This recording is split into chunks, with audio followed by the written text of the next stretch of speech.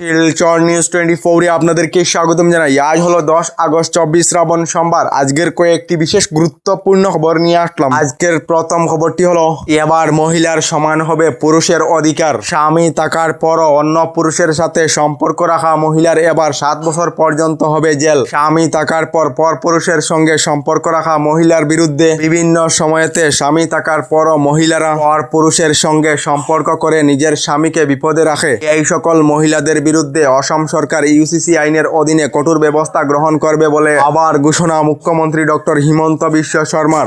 এদিকে বস্তুর মূল্য বৃদ্ধি হওয়া নিয়ে আবার একটি রিপোর্ট প্রকাশ করা হয়েছে। রিপোর্ট অনুযায়ী এবার প্রতিদিন ব্যবহৃত বস্তুর মূল্য বৃদ্ধি হওয়ার সম্ভাবনা রয়েছে। তেল, সাবান, বিস্কুট ইত্যাদি প্যাকেটিং বস্তুর মূল্য আবার বৃদ্ধি হওয়ার সম্ভাবনা রয়েছে বলে রিপোর্ট প্রকাশ করা হয়েছে।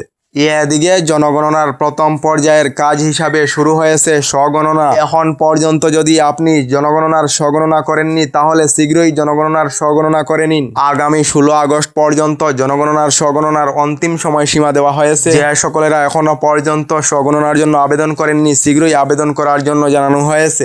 এদিকে কাজিরাঙ্গা পার্কেতে এবার নিষিদ্ধ হবে মোবাইল ফোন। উচ্চতম ন্যায়ালয়ের নির্দেশ অনুসারে মোবাইল ফোন নিষিদ্ধ করার সিদ্ধান্ত নিয়েছেন বিভাগীয় মন্ত্রী জয়ন্ত বড়ুয়া বলে খবর এসেছে।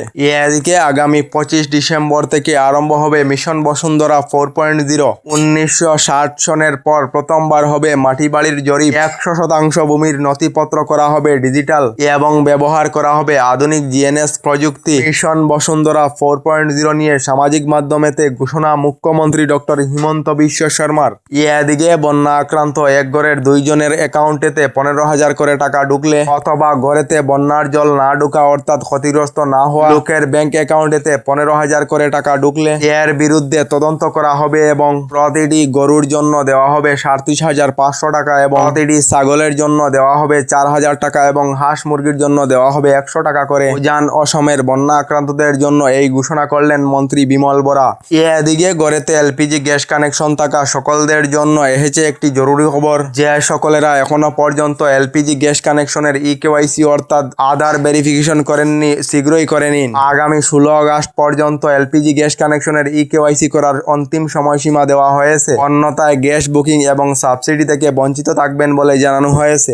এদিকে এখনো পর্যন্ত রাজ্যের যে সকল মহিলারা অরুণোদয় প্রকল্পের টাকা লাভ করেননি এই সকল মহিলাদের জন্য এসেছে একটি বিশেষ খবর। এখনো পর্যন্ত রাজ্যের প্রায় 20,000 মহিলারা অরুণোদয় প্রকল্পের 1100 করে টাকা লাভ করেননি। এই সকল মহিলাদের জন্য একটি বড় নির্দেশিকা জারি করা হয়েছে। নির্দেশ অনুযায়ী মহিলাদের ব্যাংক অ্যাকাউন্টের সঙ্গে আধার লিঙ্ক অর্থাৎ সিডিং সম্পূর্ণ করতে হবে। মহিলারা শীঘ্রই আধার লিঙ্ক অর্থাৎ সিডিং সম্পূর্ণ করলে এখনো পর্যন্ত লাভ করতে পারেন অরুণোদয় প্রকল্পের টাকা। যাদের ব্যাংক অ্যাকাউন্টের সঙ্গে আধার লিঙ্ক অর্থাৎ সিডিং সম্পূর্ণ থাকবে না তারা ভবিষ্যতে অরুণোদয় প্রকল্পের টাকা লাভ করতে হলে সমস্যার সম্মুখীন হতে পারেন বলে জানানো হয়েছে।